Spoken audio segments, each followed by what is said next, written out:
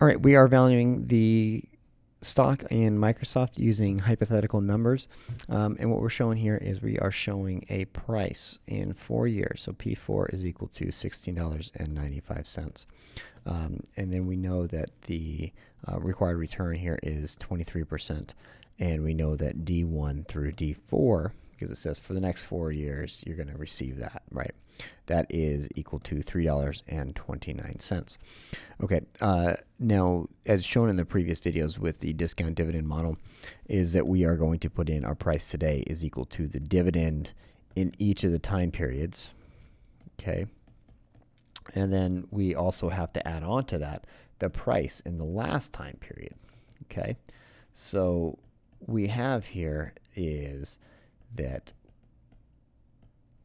we have to make sure that we discount each of these all the way back, okay? Because we're trying to figure out the price today, and all of these things that are coming in the future, we have to make sure that we're putting them in the appropriate time period. So we're receiving dividends in 1, we have to discount it back to 1 for dividend in 3.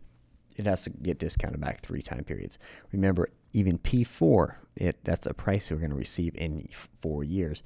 That has to get discounted back to today as well. Okay, so when we can just simply plug these numbers in. We have that 329.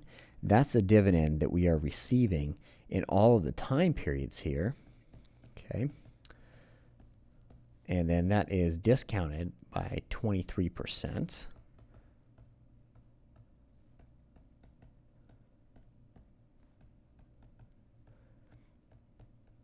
Okay, and then we have to add on to that the last period here, which is a $16.95, which is that price in year 4. Now, I get this question all the time about why we actually have to discount that period. We came out with this price, $16.95, in 4 years. Why do we actually have to discount this back? That's the price. Well, the simple fact is that we can sell this stock in 4 years at $16.95 because I can't claim that right now. I have to wait 4 years to actually sell it. Is that I do have to incorporate that time value of money component. I do have to discount that, which is why we are discounting that back 4 periods, because it's going to take me 4 periods before I can sell it.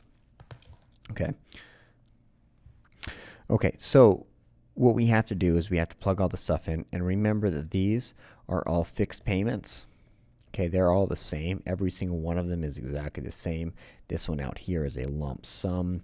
So we're going to compute this, right? This here is an annuity portion. This out here is a single payment. So we can use a basic bond valuation formula if we need to. We can use our calculator with the time value money buttons. We can use Excel spreadsheet, whatever it is that we want to do. But we plug all this stuff in here, and we end up with a price today, a present value of $15.46. Okay, and that's what we end up working out with. Okay, so that tells us our current value of that stock.